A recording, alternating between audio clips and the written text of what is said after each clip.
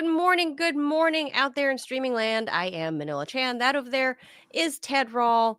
You are tuned in to the Ted Manila Information Show, or just TMI for short, where we bring you way too much information overload on random stuff. And also, warning, we do allow cursing on the show. So, sensitive ears, kids around like me, turn the volume down. Or I have to shut myself up in that case because, it's my own kid. If you're looking for that straight-laced show, this is not it. And of course, we do have a lot of laughs along the way. So if you're too serious, right, Ted, like a little stuffy, lighten up. We're live Monday through Friday. Cut the 10 shit. o'clock. Yeah, just come on, lighten up. You got to laugh at stuff. We're live Monday through Friday, 10 a.m. Eastern. Please be sure to like and follow this show. We are hitting some major milestones. I'm very proud to announce that on YouTube. And please keep going. We cannot let this We can taste it. We can almost taste it.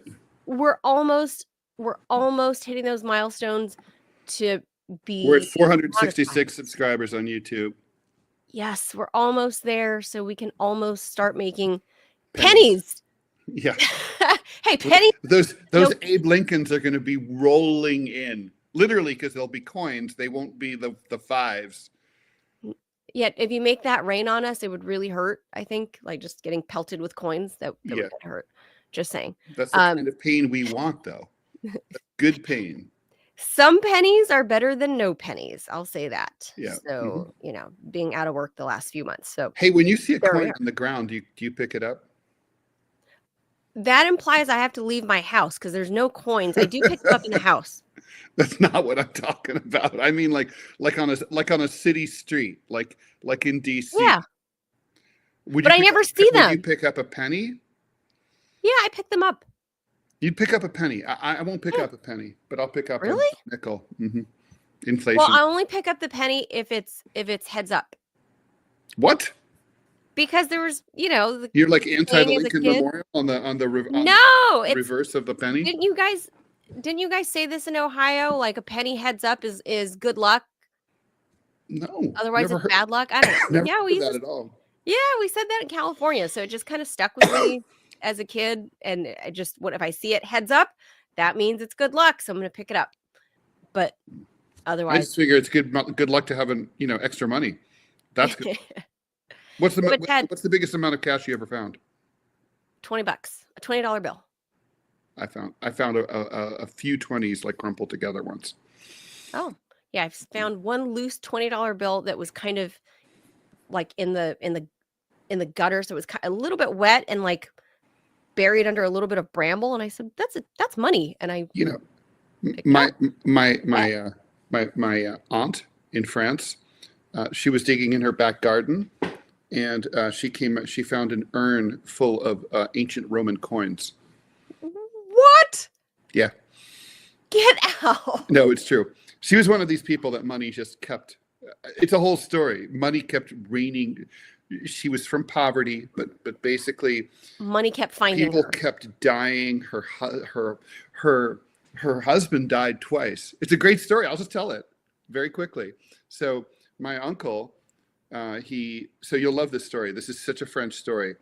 My uncle he worked at a brake pad factory for Renault, the French car. Okay. And there used to be asbestos in brake pads. Yes. So he got asbestosis. And so he knew he had about 6 months to live. And around that time, he got on a plane, domestic flight inside France, Air France, Nice to Paris, I believe it was. This was in the 70s when DC-10s had the bad cargo doors and they were falling out of the sky. This was the first one, if not one of the first ones to go down. Anyway, the cargo door came out, blew out at altitude. Imagine if like Alaska Air happened at 34,000 feet. So it was like that, okay? And everybody died, including my uncle went out the back, like when the first explosion took place, like still strapped to his seat. God. So my aunt sued Air France as well as the automaker Renault. So Renault said, "Listen, we didn't kill this person. It's the airplane crash. We don't know if asbestosis would really have killed him. He was fine. And when he got on your airplane, this is Air France's fault. Air France said, listen, he was a dead man walking. Whether our plane went down or not, the guy was going to die. He was right. Like death had a plan, final destination, right? Oh my God. So anyway, because it's France, the jury's like, fuck you both. You both pay millions of euros. Well, at that time, francs, tens of millions. Right. To the especially widow. for being assholes. For being assholes. So at the time, she got $18 million in the 70s. Okay, from the two companies. So wow, a lot of money then and now, but more then. I think that would be probably close to $75 million now. Wow. So yeah, she always had money coming in, and there was other stuff too. I mean, it was just one of the. And I was like, it's like she got the gold. She found the gold coins in the backyard. Like, shouldn't you at that point be like, of course, Aunt so and so would be the one to find the gold coins? Yeah, that's how it was. Of course she would. Janine. She just has that kind of luck. Yeah. Aunt Janine. Of course she had that luck. Damn Aunt Janine. Yeah. Well, I can't complain. She had a face like a little bit of a charm. She didn't have all the luck, Oh, well, you see, the Yeah. universe balances out. You can't have it all. Just True. saying. Mm-hmm. Yeah, I can't complain. I've been pretty lucky. Not that way, but I've lived a pretty charmed life. Inexplicable things. I always luck out and being at the right place. Not too late. At the right time. There could be a jar of Confederate coins in your backyard, even as we speak. Maybe, because that'll be worth a ton.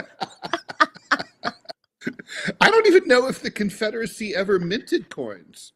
I'm not sure. Producer Robbie says no. I think they only. Yeah, I don't think they had their own money. I think they own. No, they had their own money. They had paper Confederate dollars.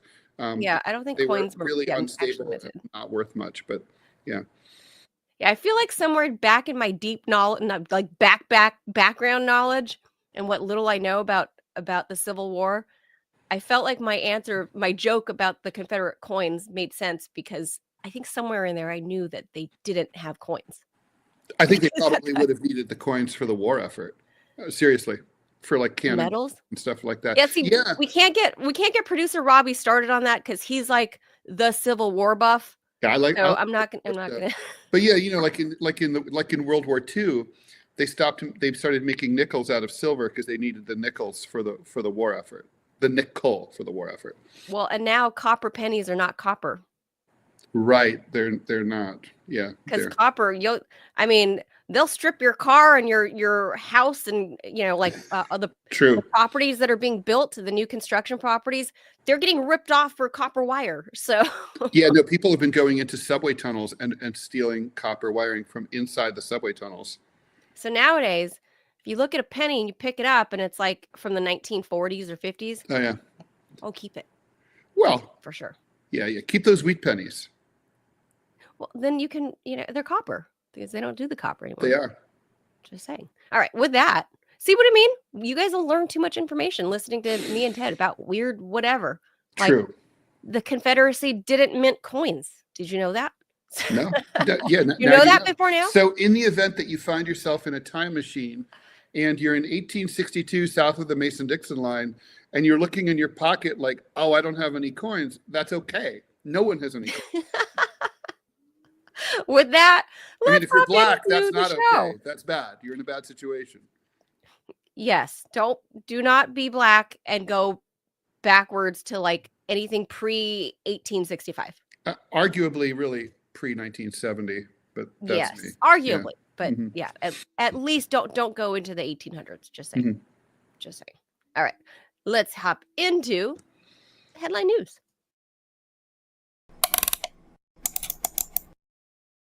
And away we go. President Trump says Microsoft is among the companies that are considering buying TikTok. Asked by reporters on Air Force One about a possible acquisition of TikTok, Trump would say yes, talking about Microsoft, adding that there's a lot of interest in TikTok. There's great interest in TikTok. Trump mentioned that other companies were also interested, but didn't say who they were. I like bidding wars because you make your best deals, he said. An imbecile. If it goes, it's like who is this guy?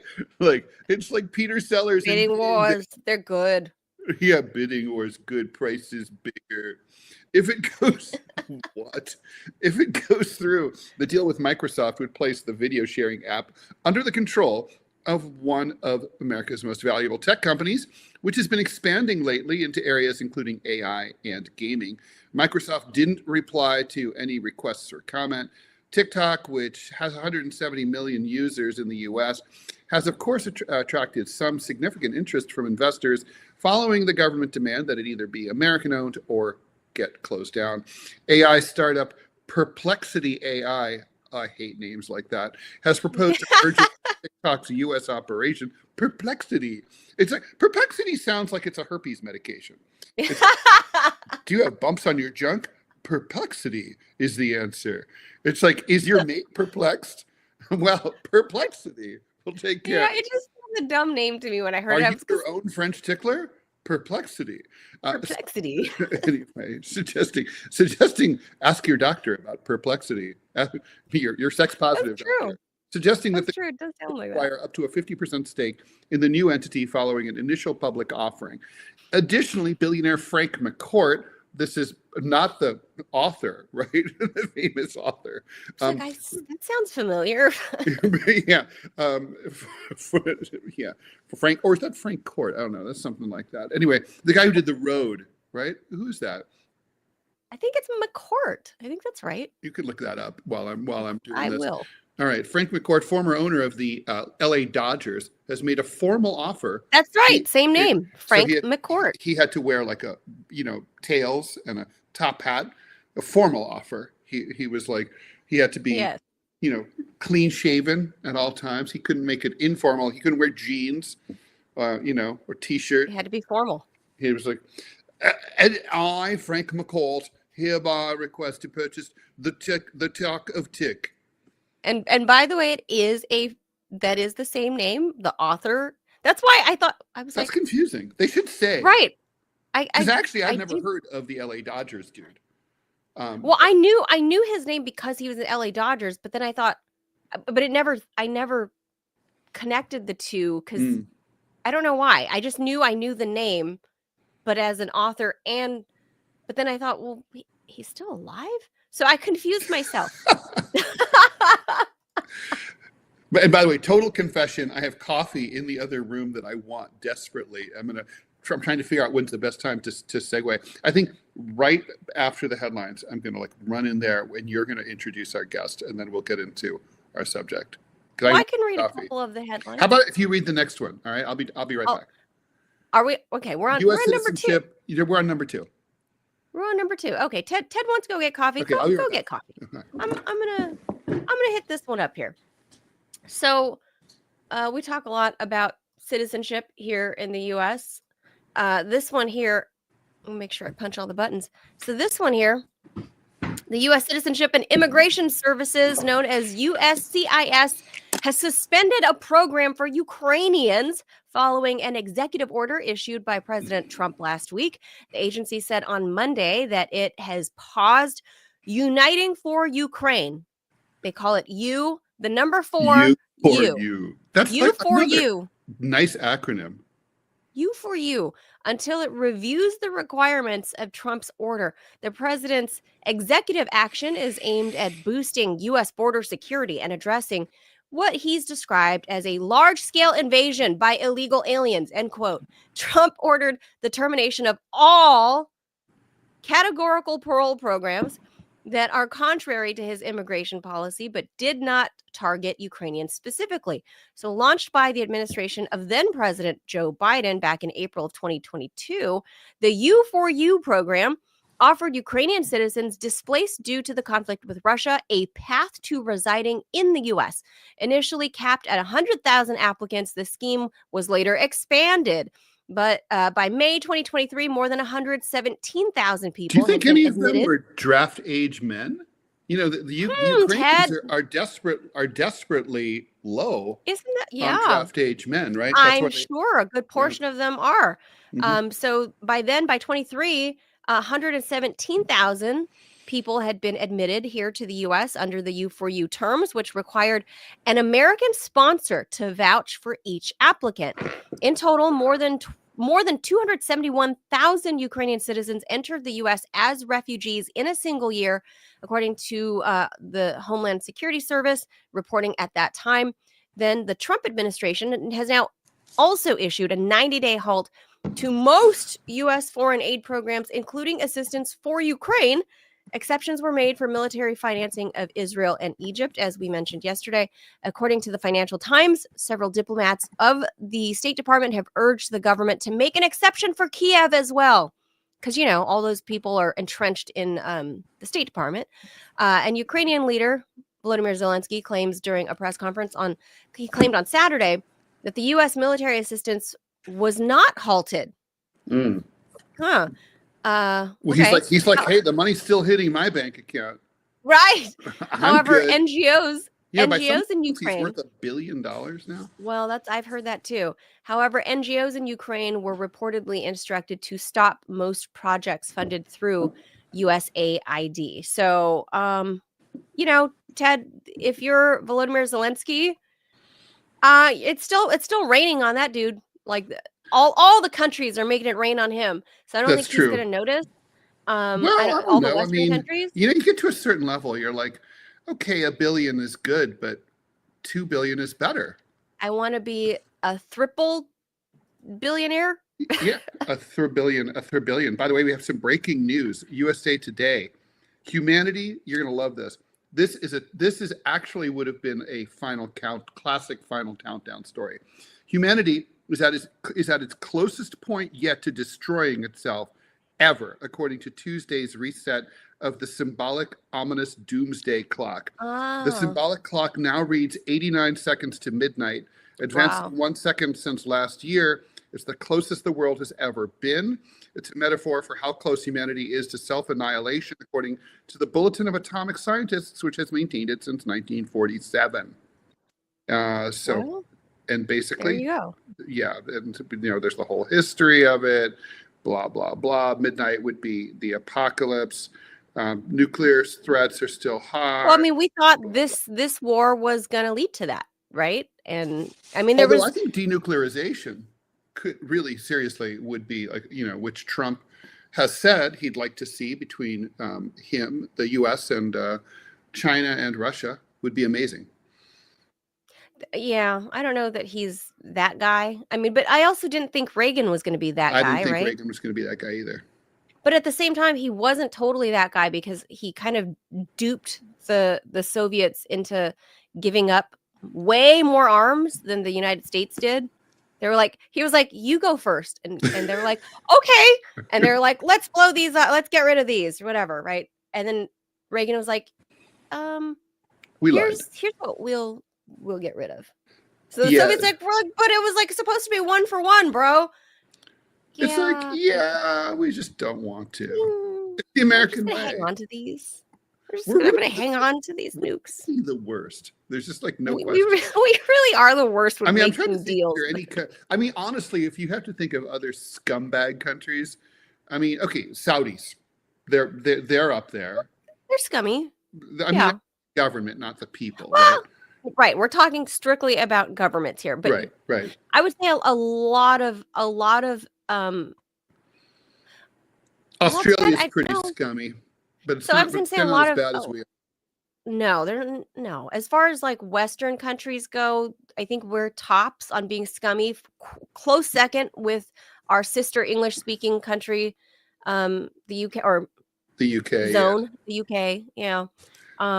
But very close, because the UK, they would be as bad, and they used to be as bad. It's just they don't have the power anymore. But in the modern time, like in 20th century and into 21st, the U.S. is definitely the worst. And what I never understood about like the Cold War era, right? And I get I was a little kid, but I was always interested in this stuff.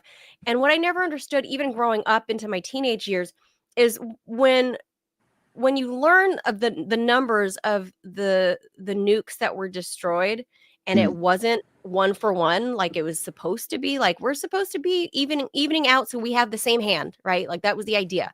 And then the US is like, yeah, no, we're gonna keep ours. Why didn't when they later became the Russians and not the Soviets, why didn't they ever learn that like, hey, fool me once, shame on you. I know. It's like, I mean, Fool me twice, we were shame talking, on me. Manila, you and I were talking about this I guess it was about a week ago, about how Russia, Vladimir Putin called Bill Clinton and said, hey, I know. I'd like, hey, everybody's Can joining we hang NATO. out? We want to join NATO too. And then Bill's Hey, we're not the Bill's Soviet like, Union anymore. Can we be homies? yeah, it's like Bill's like, the fuck? I'm sure he's like, hey, can you imagine? Could you like, you Yeah, know? he's at the party with all of them in China, Yeah, and yeah. they're like, "Who's on the phone?" It's Vladimir. Yeah. He Yeah. wants to come. It reminds me of the time as a freshman. I was in the marching band in college, and we went to Boston, and next door to our hotel room where my friend and I were staying, both freshmen, all the upperclassmen were having an orgy. And No.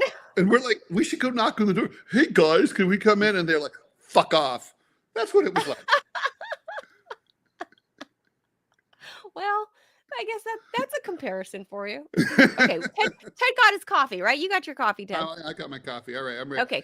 I'm Onward pressing buttons. and downward. Rwanda-backed M23 rebels have captured Goma, the largest city in the Eastern Democratic Republic of the Congo, causing panic among its 2 million residents. The rebels announced their takeover early yesterday following a 48-hour ultimatum for Congolese government troops to surrender. This is a big escalation in the conflict between the rebels and the DRC government. Bearing in mind, there's two Congos. This is the big one, right? The other one's like in the middle of Africa. This one's on the western coast. Goma, located in the North Kivu province, serves as a regional hub for humanitarian efforts and security operations. M23, which is ethnically Tutsi, are one of many armed factions aiming for control in the region, which has incredible amounts of mineral wealth, estimated at $24 trillion in value. M23 captured Goma in 2012, but withdrew under international pressure. UN experts think that the group has since added about 3,000 to 4,000 Rwandan Defense Force soldiers. About 2.5 million people, more than a third of North Kivu's population, have already been displaced. The DRC cut relations with Rwanda and asked the UN to impose sanctions.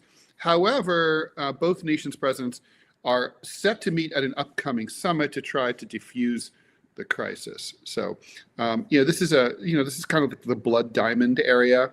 It's like a lot of rare earth minerals. It's that horrible legacy of colonialism in Africa, where it's just unstable governance has been the norm really since independence in the 50s and 60s. And it's just sort of never gone away. I mean, people don't know this, right? But like Congo, which for a while was called Zaire, for those of us who are older to remember that under Mobutu. But anyway, and then before that it was the Congo. Now it's just Congo. But that area is, it was once the entire country, which is vast. It's the size of the United States east of the Mississippi River. That country was once the complete personal property of King Leopold of Belgium.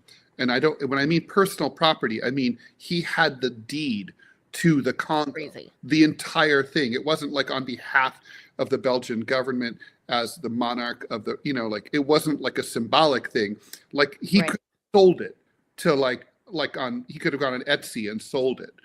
Right. It was like, they've never recovered from all that exploitation, and it's still mineral rich, but fucked up beyond belief. And if people remember from pop culture, Don Cheadle being nominated for an Oscar for Hotel Rwanda. Yep. And it was about like the Tutsis and all of this. It's all of this. The Rwandan genocide, which spread across the borders. People aren't really aware of that fact. I mean, that civil war even impacted Diane Fossey's Gorillas in the Mist thing, right? Like the gorillas were getting killed but gorillas were being killed by But gorillas. gorillas, yes. Yeah. Gorillas being killed by gorillas. But, but Or should we say why, gorillae? oh, gorilla on gorilla violence? Yes, it was. It really was. But of course, it's not something you hear about on Western media. Also, like they didn't show, Ted, like we showed it, that mine where Mhm. the thugs had the poor migrants in that illegal mine for months at a time. Oh God, that was awful. Never saw it on mainstream press. Mhm. Never saw it. Yeah. Yeah. But Well, again, when it's poor Black people in Africa, I mean, come on, Ted. yeah. Nobody wants to put that on TV. That's what my mom always used to say. They just don't care. They I hate just- that. I always got so mad because she was so right. I know. All right. Technology stocks fell sharply yesterday as a cheap but powerful Chinese chatbot made waves in Silicon Valley, suggesting that cutting-edge AI applications may be possible without spending a whole lot of money on processors and intricate models. The three major U.S. stock indices closed mixed. The S&P 500 down 1.5 points, 1.5%. The Dow up 0.7%, NASDAQ down 3.1%.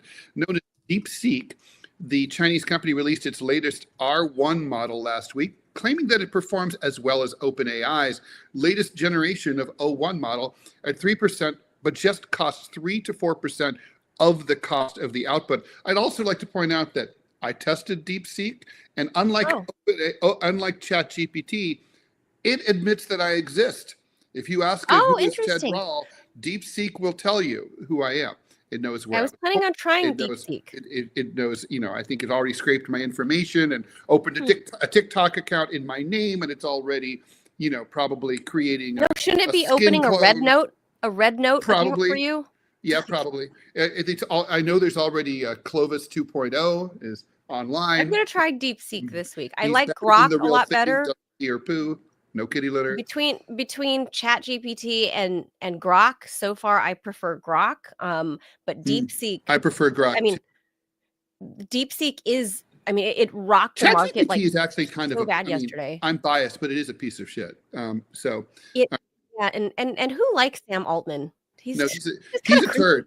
Look, he's one of the. There's a Russian expression that says, "If you see a Hungarian, beat him. He will know why." Sam, I feel that way about Sam Altman. Like, I think we should just imprison him. I'm sure he's committed a bunch of crimes. We'll figure those out later. Right. There's just something creepy about him. Yeah, I'd say like 28 years, and then we'll find out whatever it is that he did. And then we'll get it. The allegations from his sister, his biological sister, and again, they're allegations. But even still, and she kind of is sketchy herself, but could he also be very smart and very, there's all those things, but ChatGPT kind of sucks. Grok is better, and it's all this open. I mean, this is not my forte, obviously. By the way, I love that, when a company calls itself Open AI, it's not. Anyway, so but this is DeepSeek is publicly sourced, right? It's open source. Yeah, open source. So that's huge. Totally open source. It's they like admit Firefox that or whatever. They admit that the deep learning came from ChatGPT originally, and they improved it. Right? Now, it's not Elon Musk there's some controversy. Elon Musk claims that they're lying about their access to expensive chips, and that they may have imported chips, the high-end chips, sort of on the DL without the Chinese government even knowing. I don't know. The foreign not the embassies. Wow, I can't talk today. But the U.S. State Department and basically of all the Western countries they're not thrilled with this, because all it is, it's a pissing contest, is what I'm trying to get at. It's a tech pissing contest, and the U.S. cannot sit for having an allowed. By the way, Beijing, this is an example why the Cold War that the U.S. has started. Well, that Trump is expanding, but that has been going on for years with China. Yes. it's stupid. The U.S. had the opportunity. We always This miss is the the new opportunity Cold to War. have partner. Right. Look, in 1945, when FDR died and that idiot Truman took over, we had the opportunity to just get together with Stalin and say, we're going to carve up Europe and the whole world into spheres of influence, and the two of us, the two of us will rule it all. We can split up the world, right? But instead, Truman decided to do his stupid, Iron Curtain bullshit, and we ended up trillions of dollars spent by all these proxy wars, idiocy, right? And now we're back at it with the Russians. Well, now we're doing it with the Chinese. Again, we can share everything. If we work together, we could all make more money and solve a lot of our climate issues. Well, it's all of that, and right? AI They applied has major climate change implications. They're basically applying the George Kennan strategy into the digital world against China. Yeah, this isn't going to work.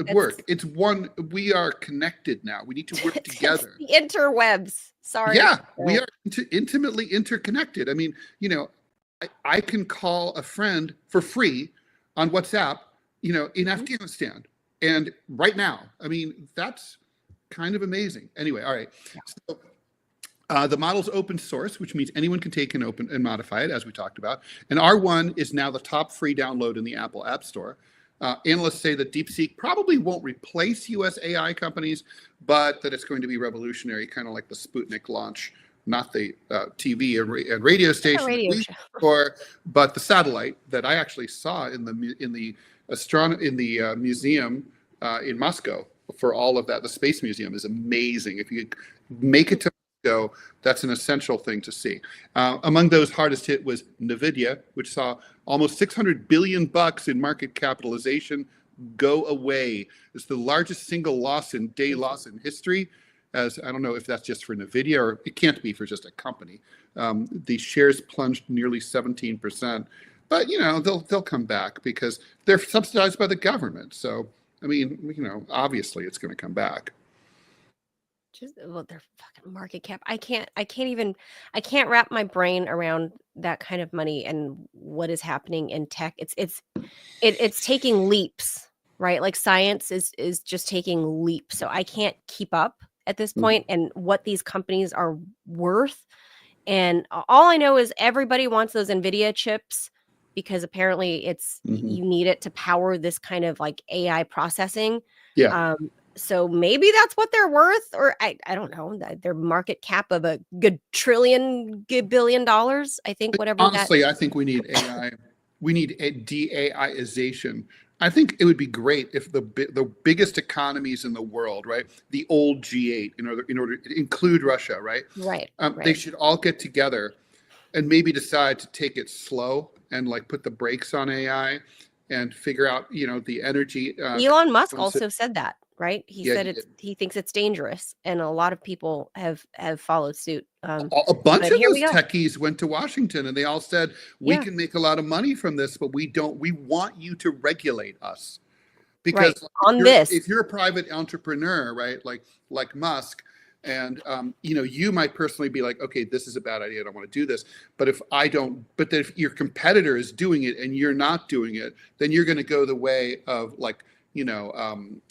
God, what was that computer? Oh, like Wang computer, right? You're just not going to be able to keep up, and so you're going to be dead. So, but if the federal regulations say no one can do this, then it regulates the marketplace. I mean, it is a good thing to do. And finally, most importantly, a piece of fossilized vomit dating back to the time of the dinosaurs has been found in Denmark. Local fossil hunter Peter Benecke found the fossil at Stevens Klint. That's a UNESCO-listed coastal cliff in eastern Denmark. The self-declared fossil geek said that he found some unusual-looking fragments, which turned out to be pieces of sea lily. That's an underwater species that are related to starfish and sea urchins in a piece of chalk. Benecke took the fragments to be examined at the Museum of East Zealand, of course, where else would you go with your rock puke, and confirmed that the vomit could be dated to the end of the Cretaceous period, 66 million years ago. That's when dinosaurs like T-Rex and Triceratops were out walking around chilling. Jesper Milan, paleontologist and curator at the museum, told the BBC that it was truly an unusual find because it helps to explain relationships in the prehistoric food chain. It tells us something about who was eating who 66 million years ago. Now, during this period, fish and sharks ate sea lilies, which are hard to digest, meaning that they would then regurgitate all the chalk bits, which is exactly what I do. When I eat a sea lily, I puke chalk bits, which is just normal. This find is a unique glimpse into the everyday situation at the bottom of the Cretaceous Sea, the sea during which the dinosaurs lived. The discovery is also significant for improving our understanding of past ecosystems. Milan said his museum had only sent the info to the local press, but the discovery has sparked global interest. This is the world's most famous piece of puke ever, he said. Well, Ted, I can die in peace now that I have that missing link about the Cretaceous period hashed out. I wanted to know what people, or not people, what the dinosaurs were eating, and how this piece of sea lily got into landlocked places. Now we get it. It was puked. It was puked up. Yeah. I mean, that is incredible. That 66 million years, it's a long fucking time. I mean, the continents literally looked different than they do now. Yeah. It's like the land's been moving around. I love a good prehistoric story. Very cool. The thing is, it's true, right? We don't really think about, like on TV, we still never, or in the movies, you still never see anyone piss or shit, right? It's like it does, or puke, hardly ever. It's like, and yet we all do it, right? It's kind of strange. And and I know that in paleontology, there's all sorts of studies that people don't talk about that are super important. Like, look, here's this fossilized seed, or here's a fossilized poo. Exactly. Right there. The guy's holding a fossilized, or girl. Oh yeah. Gal is holding a human fossilized. Poo, or is that I don't know. That's a dinosaur poo. It's dinosaur poop, I think. God, can you imagine like when you have your pet dinosaur in the dinosaur litter box? It's like, man, the size of those poos, they're going to keep you busy. That's why dinosaurs had to go extinct. They were terrible pets. You never pay for the litter. Not sure I would. I know this is a fossil, but I'm still wouldn't be keen on picking it up just out of principle. Wait. So let's say you had a $66 million year old poo. You wouldn't like lick that thing and no? I'm just looking at the picture. It still looks. It's a rock. I know it still looks. It still looks too much like regular poop. True. I can't get past all this. The real poo is gone. It's just in the shape. It psyched me out. I know. Very little poo DNA rock. is still in there. I know it's millions of years old, but even still, my brain can't get past the visual that it still looks like a regular poop, and you should not be holding it in your hand or in your mouth. That's all. That's all I got to say about that. Just this is why, Ted, I did not go into the medical field because this is not for me. You didn't want to handle dinosaurs? I don't want to handle that. Wouldn't have come up, I don't think. I mean, if it did, it would be really interesting. No, because you have to dissect things, and I just don't want to myself touch the yuck and the gunk. You know what? We have that in common, honestly. All kidding aside, I didn't go into the medical field for the same exact reason. Ironically, not for me. At my, somewhere when I was around like 35, something turned. And I was able to, and now I'm like, I could totally do it. No problem. I can gut a fish. I can do all that. I can do that. But I can't, no problem. And once you're a parent, you totally can. Yes. You handle so many gross, bodily fluids. It's like not a problem. Yeah. All right. Well, that's enough talking shit. That's right. We could do another piss take. Womp, womp, womp. Womp, womp. All right.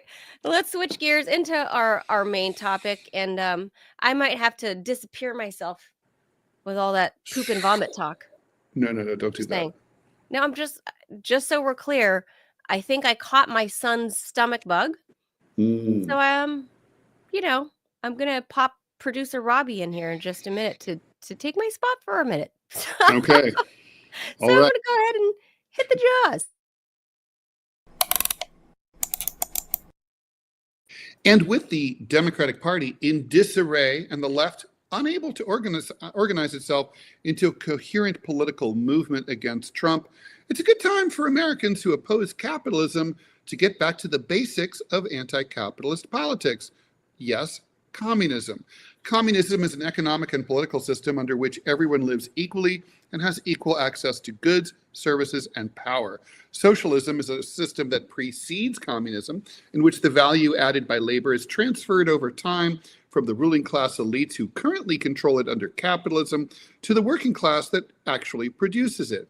40% of American voters consistently tell the pollsters, and people will say, which pollsters? It's Gallup, that they have a favorable view of socialism. We appear to be in a classic Marxist final crisis of late capitalism, overproduction, yet the media and education systems don't permit serious discussion of alternatives to capitalism. What exactly is communism?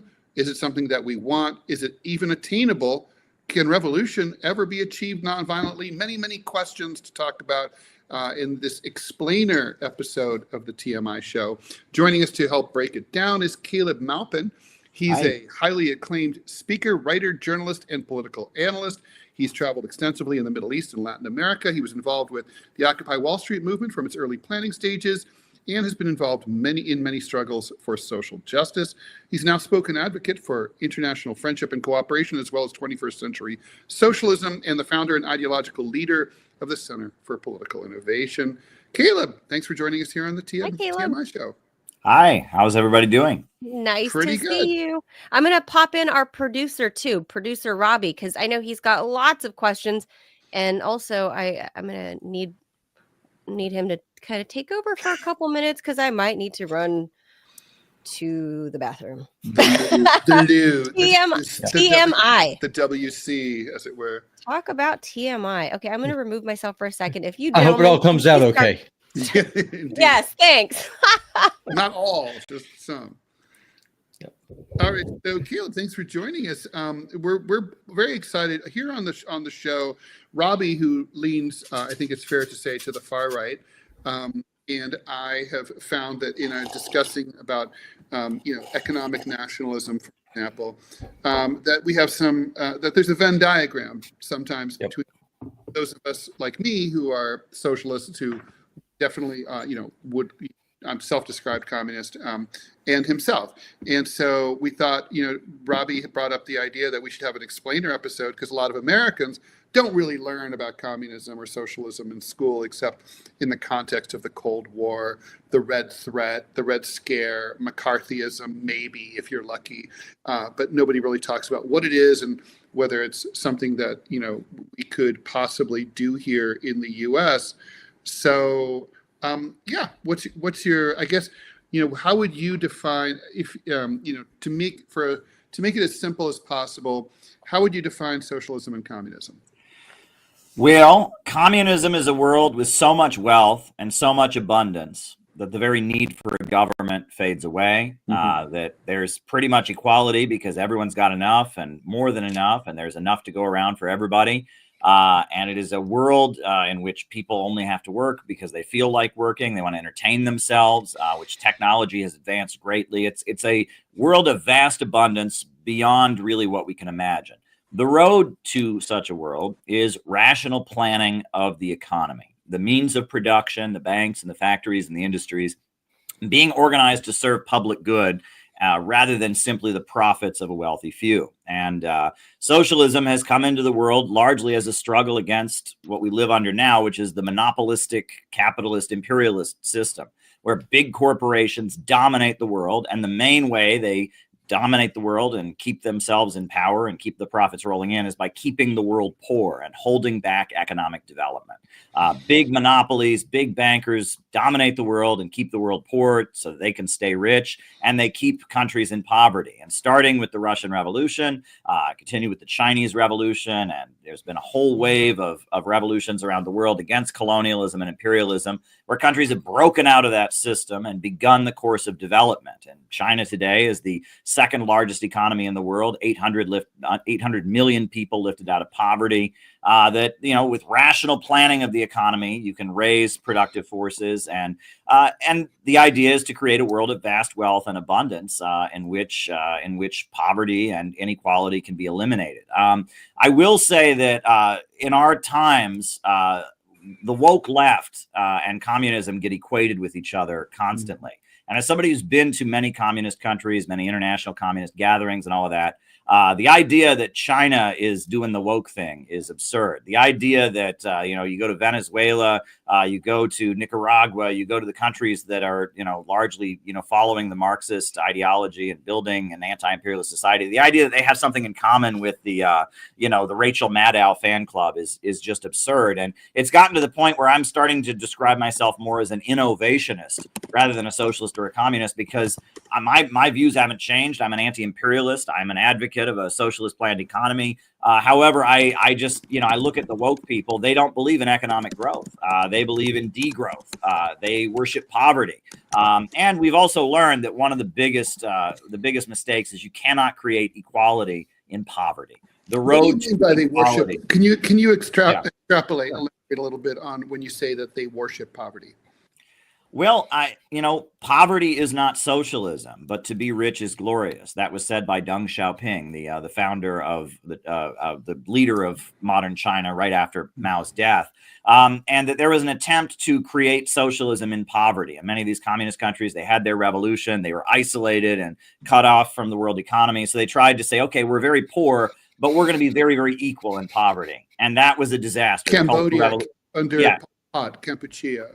Yeah, and those, Pol Pot, the Cultural Revolution in China, even some of Che Guevara's economic policies in the early years of the Cuban Revolution were disastrous. You can't create equality in poverty. The road to equality is economic development and abundance, but you need rational planning of the economy to get that kind of abundance, right? Would you say that, Caleb, that it's sorry to interrupt, but would you say it's fair to say that, as my interpretation of Marx is that socialism, and I agree with your analysis so far, required the capitalist development first, right? Like Mao's contribution was to say, not necessarily, Mao starting out with an agrarian model, but the traditional Western European look at communism was, of socialism was, you have to start with the capitalist development and mechanization and industrialization that builds the wealth that can then be aggregated and redistributed, right? Well, I mean, the capitalist economy of the world was a great advance over feudalism, and no one questions that. In feudalism, you didn't have electricity, you didn't have running water, you didn't have a lot of the great advances, and that you needed. Although they only worked like 3 hours a day, though, on average. So well, yeah, I mean, you needed capitalism to unleash the productive forces to the point that we could eventually develop a modern socialist economy. However, capitalism moved into its stage of imperialism, monopolistic capitalism, and it kept countries across the developing world in Africa, Asia, Latin America, kept them in chronic poverty where they couldn't develop. And so in order to have independent economic development, in order to build up their economies, they had to break free and establish kind of a planned economy. I mean, imperialism is the British Empire going to India and burning all the looms and forcing them to import their cloth from Britain. Imperialism is NAFTA. The people in Mexico have been growing their own food for, since before Christopher Columbus showed up. But then NAFTA came in, and now American agribusiness dominates Mexico, and that these countries trademarking seeds that used to just be there. Yeah, and that countries have been kept in poverty, have been kept under the domination of foreign corporations, have been unable to develop. Their resources maybe get stripped away by foreign corporations, but they don't get to develop. And that it requires kind of an anti-colonial revolution for these countries to even start on the basic road of industrialization. Prior to 2011 and the war, the country with the highest life expectancy on the African continent was Libya, where Gaddafi had led an anti-colonial revolution and built a socialist economy. And they built the world's largest irrigation system, the Great Man-Made River. They wiped out illiteracy. They had the highest life expectancy on the African continent. They'd had great achievements because they had broken out of imperialism and begun the course of independent development.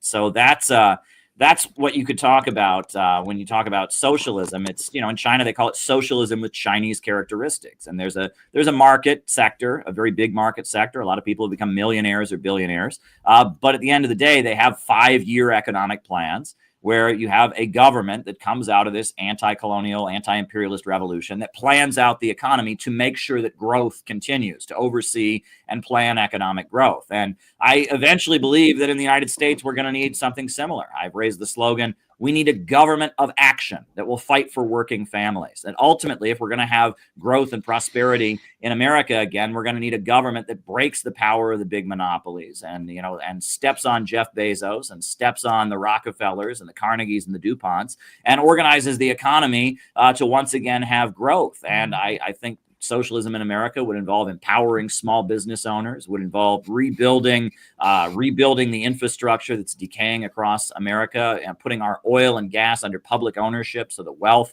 of our natural resources goes back into our economy and goes back into the communities of the United States, a national bank that would strategically lend money and in the interest of an overall economic plan to rebuild the country. And that ultimately the idea is getting beyond a system where profits are in command. Capitalism is, I think Marx talked about preliminary transformation into capital, meaning that, that people just do things to make money. The economy just functions to maximize profit for private owners. Profits are in command. Well, getting beyond that and having an economy where the state is actively planning to make sure that wealth and prosperity are growing and to ensure that a good example continues. For Rodney, I would say, a good example of that was in the Soviet Union, where they tried to design cars that would last as long as possible, because the idea was to put a car in every driveway, not to sell you a new car every year, would be an example. So I have a question for you, Caleb. So like Ted said, there's a lot of overlap between what he supports and what I support. We have to look at it at a different way of how to get there. My concern is that a government that is as big as what it is that you're talking about is big enough to crush you. And that's effectively what we got right now. I'm 100% on you with corporations and all this other crap. The middle class, such as it exists, is looted. And now we have I actually argue we're kind of back into a modern day state of feudalism right now. We have working class people who are kept down by debt, the inability to get education. And the way that the ruling class supports itself is by importing workers, by telling American people like me, hey, you're too stupid, you're too lazy to work. So I have to import all these other people, which is effectively stealing the human capital from other nations. I'm right there with you, 100%. My concern is a government that is as big as what is it you're advocating can then do whatever it wants. And that is my concern. After the Reds took over, overthrew the Tsar, between 20 million and 60 million Christians were killed because we refused to submit to the state. As a Christian, I kind of have a problem with that. So my question is for you, in a communist system, is there a hierarchy of authority? Like, is the state supreme and you bend the knee to the state, or can you say, no, this is too far, I will not comply? Well, there's a couple things I'd like to respond to there. First of all, when it comes to, you're talking about the history of the Soviet Union and all of that. Sure. I think, when you say millions of Christians were killed, there was brutal suppression of Christians, no doubt, in the Soviet Union. That was absolutely wrong. But I've met the leader of the Russian Communist Party, the current leader, Gennady Zyuganov. He himself is a Russian Orthodox Christian. And he says Jesus Christ was the first communist. And that he considers what the Communist Party of the Russian Federation believes in now as part of like the coalition around Putin. He considers that to be in line with Orthodox Christianity. And that, the Russian Revolution, they were invaded immediately afterwards by 15 different countries. There was a bloody civil war. The idea, it's not, when you the way you put it there, it was almost like made it sound like the Holocaust. They just lined up people for being Christians and killed them. That's not the reality. There was an ugly war. There was a blockade. That it was circumstances we can't even imagine, where this was a country fighting for its life and awful circumstances. And I don't want to pretend there wasn't horrendous persecution of Christians. That was absolutely wrong. There certainly was. But the way you're describing it, I don't think exactly matches. But But as far as talking about a government, right now we have a government in America that represents the big monopolies that crushes small business owners. And the big monopolies, the ExxonMobil, BP, Shell, and Chevron, and Amazon, they sit down and they write the rules, and they write them to crush small business owners, to rip us off, to get us deeper into debt, and all of that. And so a lot of Americans say what we need to get the government out, right? We see the government as a crushing force that suppresses us. And I get that. That would make sense. And that does make sense. Ultimately, though, what we need at the end of the day is we need a government that punches up instead of a government that punches down. What we have right now is a government that punches down. And if we're going to break the power of the big monopolies, we need a government that fights for us. And that's, when I go to Nicaragua, their slogan that they have, Christianity, socialism, and solidarity, an essential part of their socialist system is their micro-entrepreneurship program, helping Nicaraguans open their own farms, open their own small businesses, develop their own ability to make their own products and sell them. And that 21st century socialism does involve a market sector, but it involves a state that kind of protects working families and fights for them against the big monopolies and the imperialists, right? And I think that a lot of the Americans who are pivoting into the libertarianism and all that are eventually going to realize that it's not enough to just have a government, get the government out, right? We have to ultimately have a government that pushes back against the big monopolies. Now we have a government that works for the big monopolies and crushes us. But the idea we're just going to get the government off, get the government out, that's ultimately not going to solve the problem. We need popular power. And, I am all in favor of private restaurants and private hotels and private tech firms and people having a new idea and all of that. But I think things like healthcare should be available to all and shouldn't be left up to the market. I think our natural resources should be public property, and the wealth from the natural resources of the country should go into the public budget to take the burden of taxation off of us, right? Instead of us having to pay out of our paycheck, maybe we should get rich from the oil and gas that's beneath the soil that is the birthright of all of us because we happen to be born here in this country.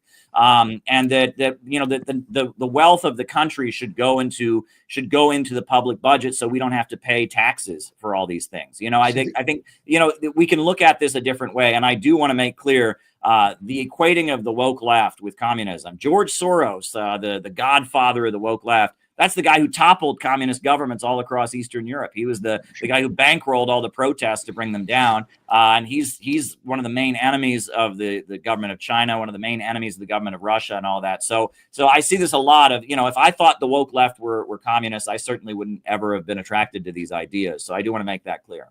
Because what you're talking about is the same with me and Ted. There's a lot of overlap with what you and me agree with. Yeah. I think that, for example, how you're talking about dismantling the power system as it is. The way that I would like to see it done is, first and foremost, repeal the 17th Amendment. Get money out of senatorial elections. Return that power back to the states where it was eventually. I want to dilute power. I want to shrink the size of the federal government where it does a few things like what you're talking about. One of the ways I've really fundamentally opposed people on the right, I agree with you, we should have universal health care. I mean, we have 190 military bases around the world. We outspend the next 6 countries altogether, but we have homeless people living under every bridge. I'm right there with you. That should happen. Why can't we have high-speed rails from Montana, where I am, to New York City, where Ted is? We don't have it because we're too busy, just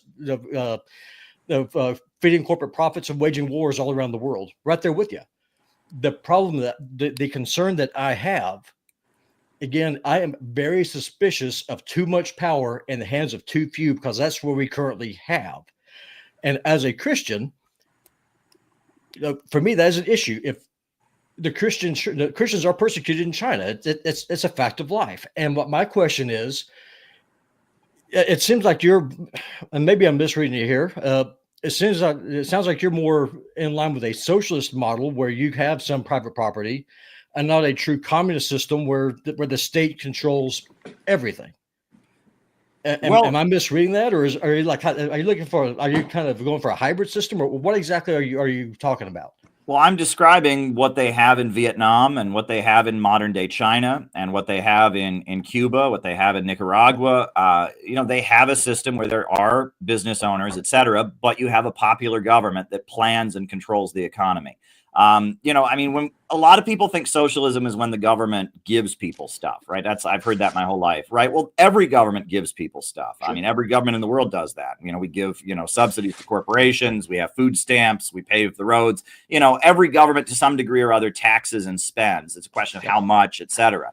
But socialism is when the economy is rationally organized, when profits are no longer in command, and you have a 5-year economic plan to make sure that growth continues. When the major centers of economic power, the major banks and the energy and the healthcare and these things are planned out and controlled as part of an overall vision for the state to make sure that the economy is expanding. That is ultimately what socialism means to people around the world that are building it up in this new economy, this very exciting new economy that's going on with the BRICS. I mean, there's just sections of the map that we were told in geography class or whatever that just didn't matter. Mongolia, the Russian Far East, places like that are just rising up from poverty, and they're doing it with economic planning. And when you talked about the fact that we've got homeless people under bridges, while our leaders are spending billions of dollars to send weapons to Ukraine or to support Israel and bombing and murdering the Palestinians, that's because they're loyal to an international system. They're not loyal to the country.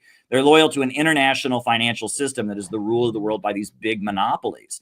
And that's what Vladimir Lenin called imperialism, the highest stage of capitalism, the rule of the world by big monopolies and banks, that the main way they get rich is keeping people poor and centralizing wealth into great commercial centers like Wall Street in New York or the London Stock Exchange. And that is ultimately the biggest enemy, I think, of working families around the world, but also right here in America. What they used to do to Africa and Asia and Latin America, they're now doing to Ohio and Pennsylvania and Montana and Texas, right? I mean, the fact that our power grids are collapsing, the fact that, the wildfires were raging in Los Angeles and they didn't have the proper equipment to put the fires out because they sent a bunch of it to Ukraine to fight this war that has no benefit to the American people, right? Our leaders are loyal to this international financial system, these big monopolies, and the communist governments of the world are countries that have broken out of that system. I think America needs to do the same thing. We need to break out of this international imperialist system, and we need a government that truly puts America first. America first doesn't mean Ukraine first, doesn't mean Israel first, doesn't mean Taiwan first.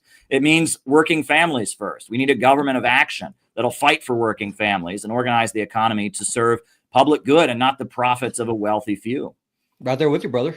I agree with everything that you just said. I guess that my biggest hang up, and maybe I'm just completely off the reservation on this, is the power of the state. Would it allow me as a Christian to say, no, you are not God. There is someone higher than you. That is my concern. And because let's face facts, communist countries typically are kind of weak when it comes to civil liberties. I mean, maybe that's just because they did it. I don't know. I'm just looking at the model. And so, again, as a right winger, I agree with about 80% of what you just said. I mean, the corporations need to be broken up. The federal government needs to be completely blown up. I'm not a conservative. I've told Ted this before. I'm a radical. I've told Manila this too. I want to blow the whole thing up and start over. I want to blow it up and start over in a way where we have a system where if you want to be gay, hey, knock yourself out. But if I'm going to go to a church and be able to listen to a preacher preach 2 or 3 times a week, and then go hand out the tract saying, hey, abortion is murder, can I do that in a communist or a socialist government that supports those things without being put in prison? That's my concern.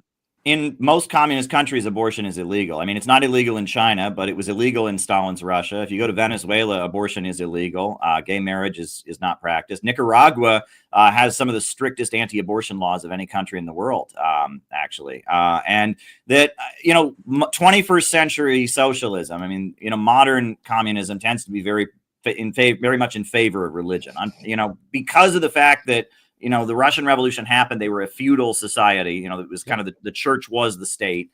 They viewed religion as an oppressive institution that was holding up the czar and holding up the old order. And so there was a lot of hostility. They were kind of forcibly breaking it up.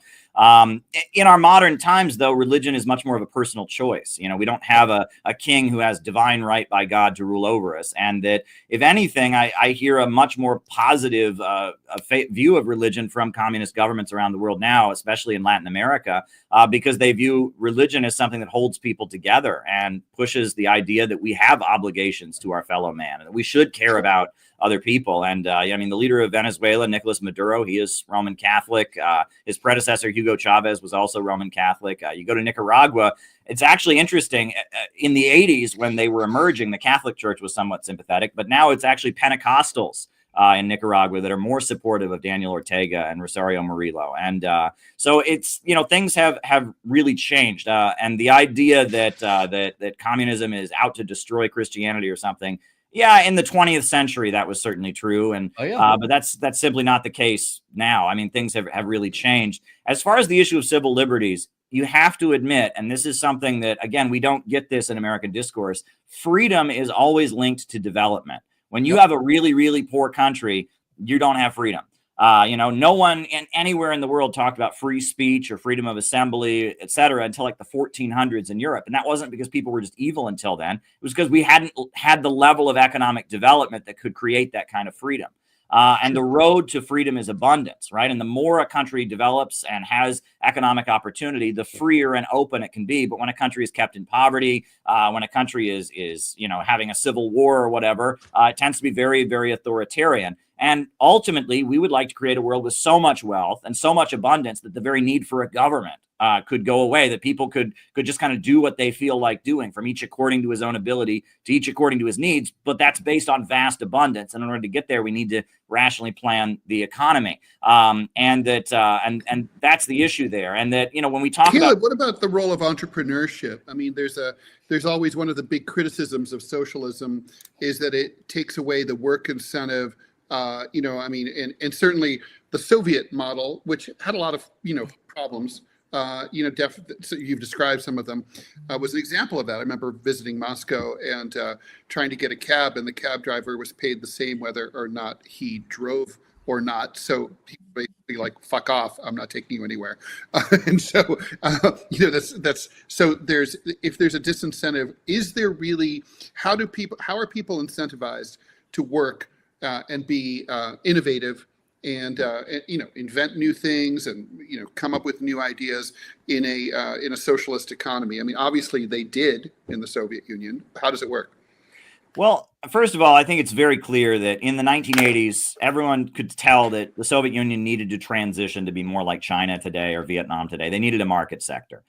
They needed to have those cab drivers, get paid based on the people they picked up. They needed those restaurants to be, paid by how many people came in. And you hear stories about, the restaurants giving bad service because the less people who come in, the more food they get to take home and stuff. And that's why I think that the market is an essential part of 21st century socialism.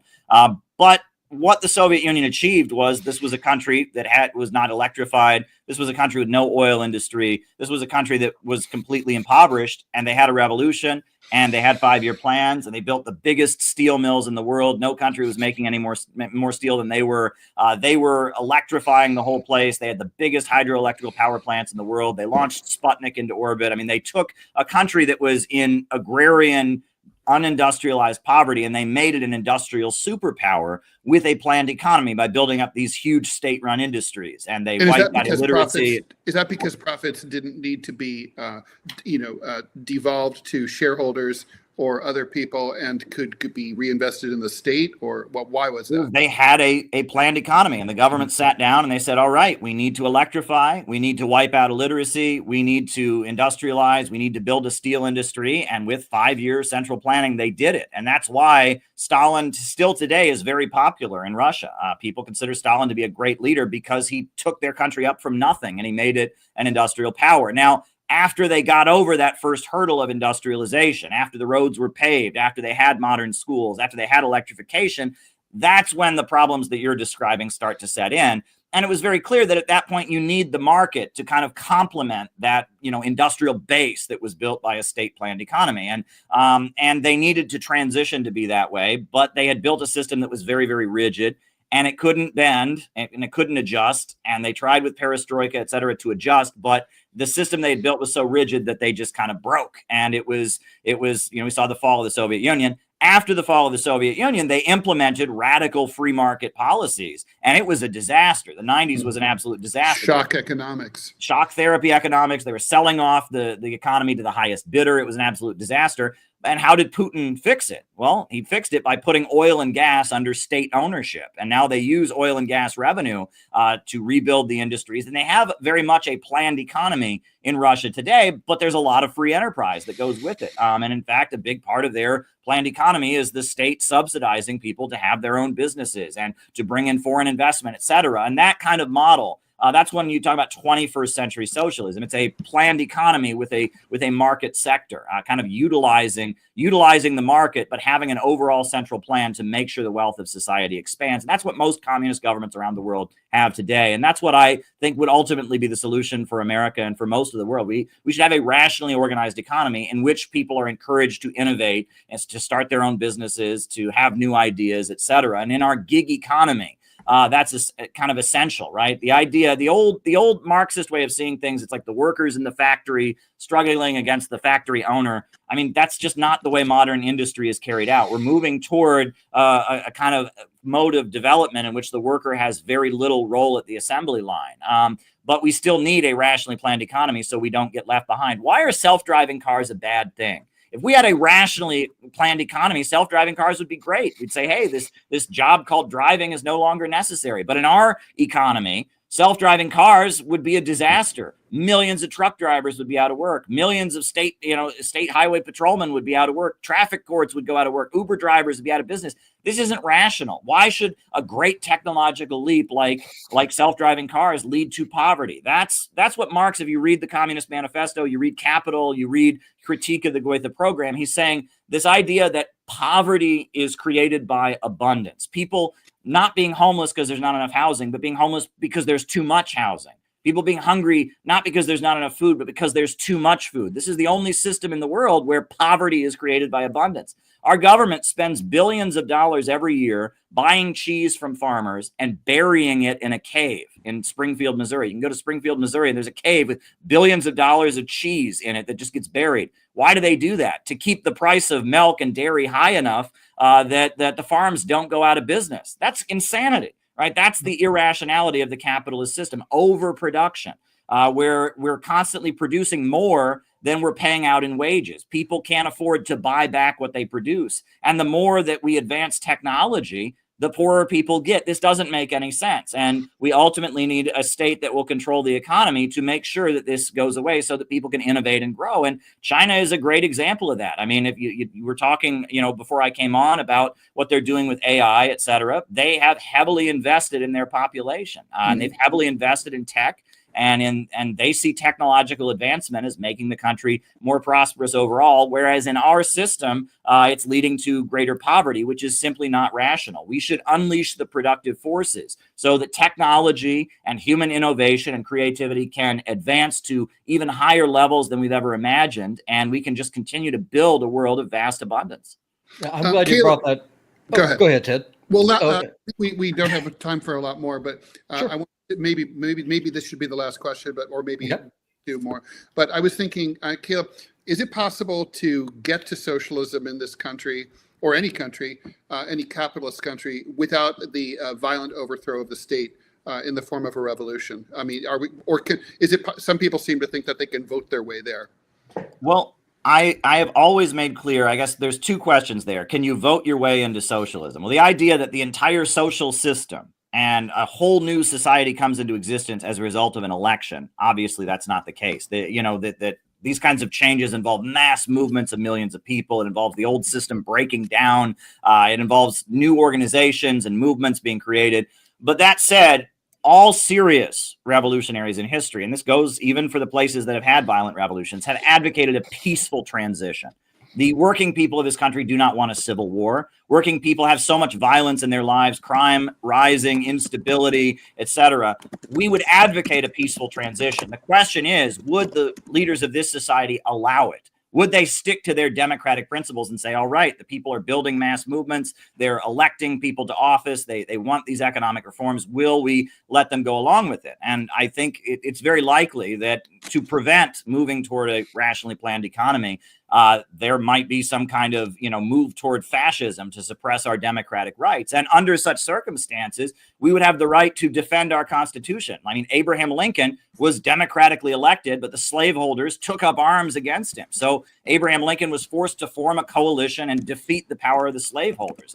The Civil War was really the second American Revolution, and Harriet Tubman became the first woman to lead soldiers into battle. And there was actually a communist general in the Union Army named August Willich. He became a brigadier general, and he was a German guy who moved to the United States and had worked with Karl Marx, and he was a communist general. And during the American Civil War, the New York Tribune, which was the Republican Party newspaper of New York City, hired Karl Marx to be their London correspondent. And Marx said that the Civil War in America was really the second American Revolution. It was the smashing of this old slave system and the completion of America's democratic revolution. And Karl Marx was a huge supporter and admirer of Abraham Lincoln. And Abraham Lincoln, read his letters and sent, glowing messages to the International Working Men's Association in London. And that it was a violent revolution, this U.S. Civil War, but it was because the slaveholders wouldn't allow a peaceful revolution. And that violent revolutions happen when the old system won't allow a peaceful revolution to take place. And that advocating violence or advocating civil war is just irresponsible, and it's not serious. Nobody wants civil war. No one wants chaos and instability. And it will be ultimately the masses of people in their millions, the millions of American working families in their desire to build a better country, and they're getting involved in democratic struggles. It'll ultimately be from them that this movement comes. It's not going to come from some, crazy guy going out and doing something crazy. It's going to come from millions of people seeing that they ultimately have no other choice but to take the future of their country into their own hands and organize and try to build a better society. And Caleb, I'll make this. I made it back just in time to add one thing in there. I wanted to make sure we got. We're speaking of violence, right? Wanted to talk real quickly about your latest book that you again had censored on Amazon, and I'm gonna pop them up here on screen. Here's the Amazon version of your book. It's called "The Danger of an American Years" or "Danger of an American Years of Lead" by Caleb Maupin. But the original title is this one. I don't know if people can see that, if I can blow that up. I can't make it too much bigger, but it's called "The Killing of Brian Thompson and the Danger of an American Years of Lead." So talk to us real quickly about that. Lead and or lead? Lead. Lead Years or of lead? Yeah, that refers to in Italy. During the 1960s to the 1980s in Italy, they had a period called the Years of Lead, where there was a huge amount of political violence between the far right and the far left. Communist groups were kidnapping people and murdering people. Far right fascist groups were killing people. And it was a huge amount of instability that we now know was the result of U.S. intelligence. The CIA launched Operation Gladio, and essentially they fomented all kinds of political violence in Italy to keep Italy from leaving NATO. The Communist Party was going to win the elections peacefully, democratically. And so the CIA funneled money to communist groups and extremists. It funneled money to fascist, far-right, racist groups, and they murdered each other, and they killed each other, and there were bombings, and the population just kind of became kind of weary of all the instability, and Italy remained in NATO. And that I argue that the way the murder of Brian Thompson by Luigi Mangione, the way that's being celebrated in the media, that this is an effort to escalate to some kind of violent confrontation. The way this murder of Brian Thompson, the healthcare CEO, is being kind of glorified, the effort is to foment all kinds of violence and instability, and to encourage, an escalation to violence, to weaken the Trump administration, to create instability, to prevent the Trump administration from moving ahead towards peace with Russia and stabilizing things, and ultimately to keep the status quo in power. And that, again, it actually kind of speaks to this very question that was asked. Ultimately, we need a movement of millions of American working families who want a better life. We don't need chaotic acts of vengeance. And that the glorification of Luigi Mangione, who I'm not even sure is guilty, by the way. I'm not sure that he actually did it. But the way that killing is being promoted, it's not helpful to those of us who really want to see a better life in America and really want to oppose the march toward World War III. And that's what I said in this book. Amazon would not allow it with that title. I called it The Killing of Brian Thompson and the Danger of an American Years of Lead. And I argued that the glorification of this murder was unhelpful and was dangerous and served nefarious purposes. And Amazon wouldn't allow it. So it's the exact same book with a different title. I just chopped the Brian Thompson thing out. I guess they have a rule against references to recent tragic events. That was their rule. And so I argued with them many times. Ultimately, they let the book go through with a different title, which I thought was very odd, because you can get Luigi Mangione t-shirts on Amazon. You can get, there's all kinds of people celebrating Luigi and the alleged murder. So I thought it was odd, but there you go. But yeah, this is my latest book where I talk about how I think it's very, very dangerous, the celebration and glorification of political violence, because ultimately that serves the status quo by polarizing society, by making people very afraid to get involved in politics, and that ultimately we shouldn't be celebrating the murder of Brian Thompson. I'm with you on that. And this show, we've had debates about that, and murder is murder is how I see it. Even if it can appear righteous for whatever the cause is, but it's still murder is murder. So we're gonna have a civil society based around some laws and order, where you can't just go killing people. Then you had it coming. But even super rich CEOs of big pharma and healthcare shouldn't be offed on the streets. Like, let's change the laws. And I would much prefer a people's trial, but Yeah. Well, I mean, I'm not going to defend Brian Thompson. I mean, he made his money by denying people coverage. I mean, he was certainly an individual who was part of a system that is certainly screwing people over. But the problem isn't bad people. It's not just like one bad guy, right? The problem is systemic, and making it about one bad guy and glorifying an isolated act of violence like that is a distraction from the conversation we need to have. I mean, let's be real. The Democrats did absolutely nothing about healthcare for the last 4 years. Nothing.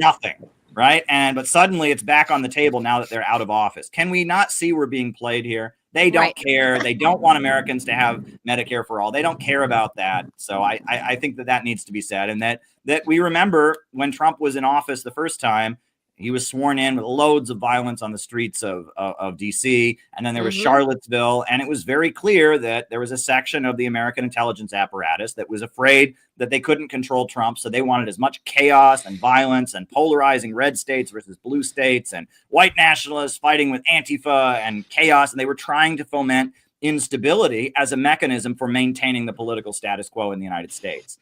And I argue that the way this murder happened and immediately became glorified and celebrated and all of that is a similar operation. They are afraid that Trump might actually do some of the good things he promised to do, like make peace with Russia, like break apart the FBI and protect our civil liberties.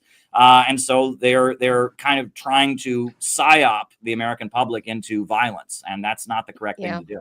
Agreed. This guy, like you said, the Democrats are no longer in power. But I mean, it's been easily 10 years since this guy who's leading the charge for Medicare for all, and they refuse to ever bring anything remotely related to healthcare for everybody to the floor in Congress. They could have moved it very easily when they were in power in Obama's final year or two when he was a lame duck. But they just didn't. They didn't advance any of that. And again, like you said, we're being played. They showed us what their priorities are, and it's war, not health, not care. And this guy got defanged, and who knows what Bernie's doing now. And he's we saw him campaigning for Biden and then had to campaign for Harris. And I don't know what's happening there, but like you said, it's a systemic problem, and it's not one party or the other, because ultimately none of the main big parties we have in the U.S. are going to care about your health. So that's, no one's going to advance that program. Seems like a good place to leave it. Well, On a nice depressing note. On a nice depressing note, how about let's love each other and not go murdering each other? How about that? Hey, Well, I'll just say this. We were at the inauguration. My organization, the Center for Political Innovation, we were there with a huge banner of Trump and Kim Jong-un shaking hands that said, "Only peace can make America great again." We distributed thousands of pamphlets to Trump supporters outside of Capital One Arena, and the response we got from Trump supporters was amazing.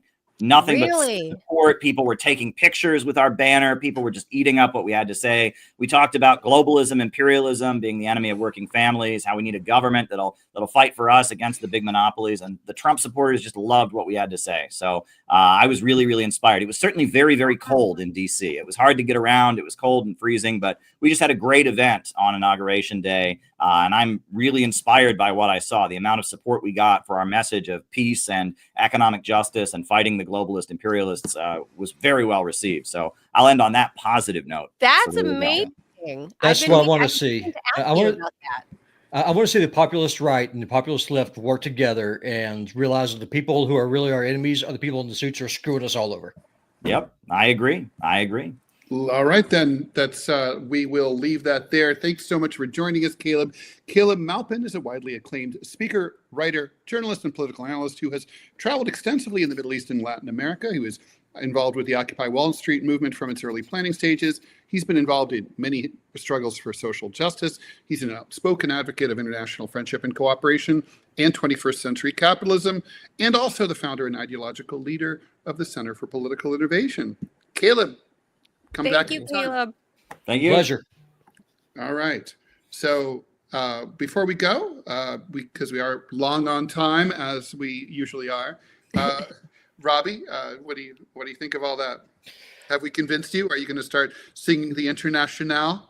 Are you workers of the world? You have nothing to lose but your change. So what I got from that conversation is that socialism possibly is viable. Communism, no. That's what I'm picking up from that, because there's all the examples that were given in that conversation. Like, for example, with China and Russia as it is now, they're not communist societies. And the idea that everyone will get enough where some jerk isn't going to try and take over his neighbor's stuff just because he has enough already, just doesn't jive with human history. Socialism is possible. Communism, no. Communism was always billed as an ideal, right? Like, that's why it's not called it was called the Union of Soviet Socialist Republics, not communist republics. It was the Communist Party was the ideal. The theory was that within hundreds of years, maybe thousands of years, humanity would evolve to the point where you could create what they called the communist man, which meant, the communist man and woman who's so selfless that, basically greed and the capitalist impulse would eventually just dissolve into the...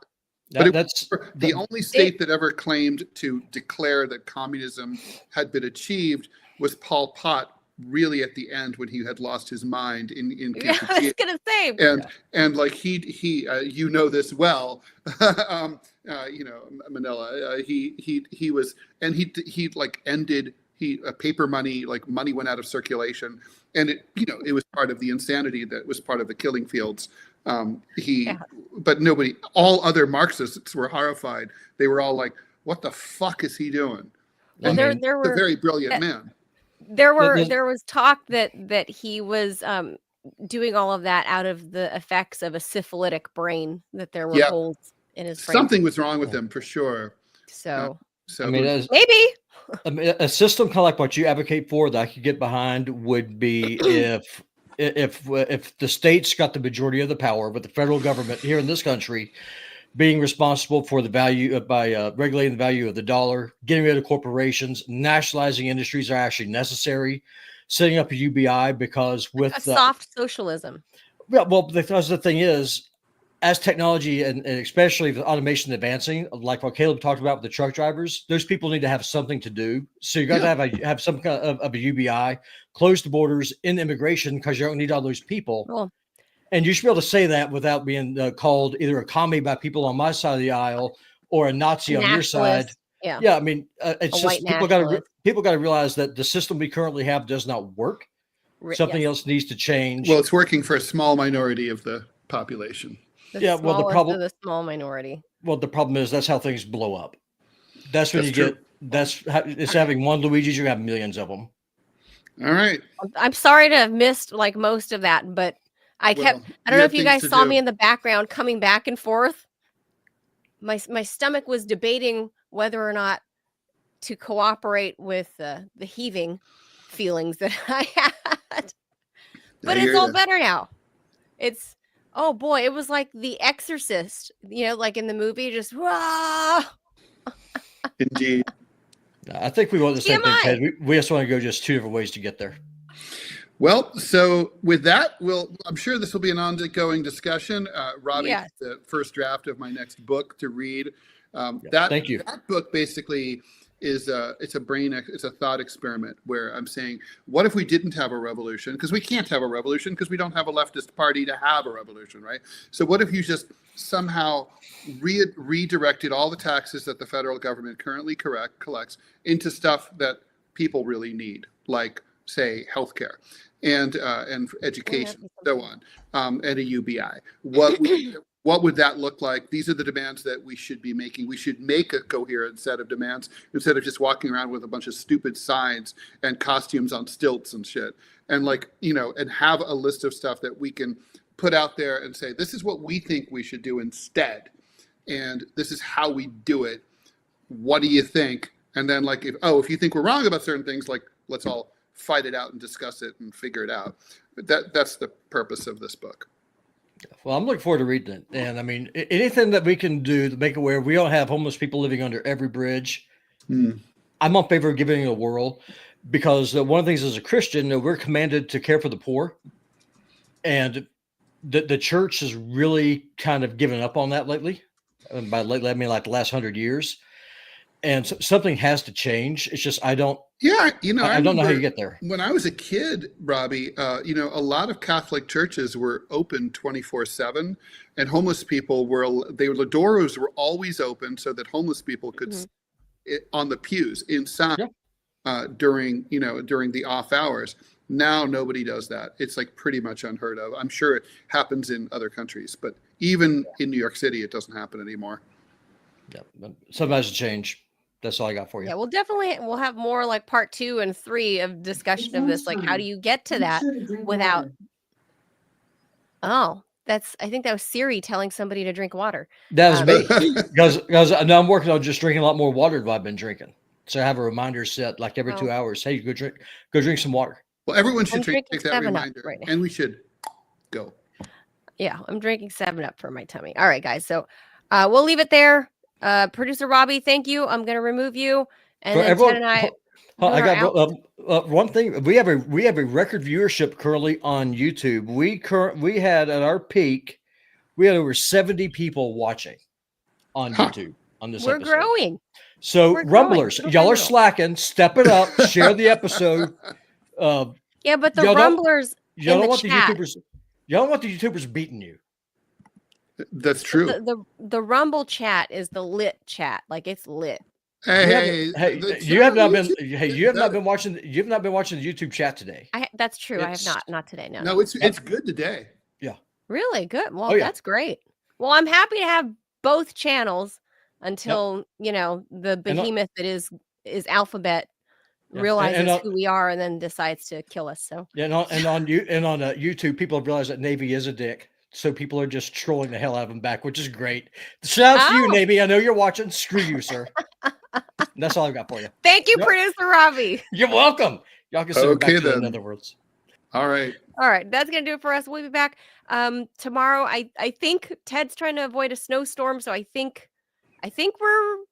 Yeah, we're doing... You'll get more Robbie tomorrow. I'm forcing the issue. I have to bail at 11 for sure. All righty. 1 hour show only. because Ted's got to hit the road because of a snowstorm coming. Yep. So there you have it. All right, guys. Thank you so much for tuning in. Make sure you guys hit the like and the subscribe button and see what a good co-host I was, Ted. I did not puke on air. No, that's no projectile puke. Yay. Yeah, that's just being a good host. Just Stay saying. close.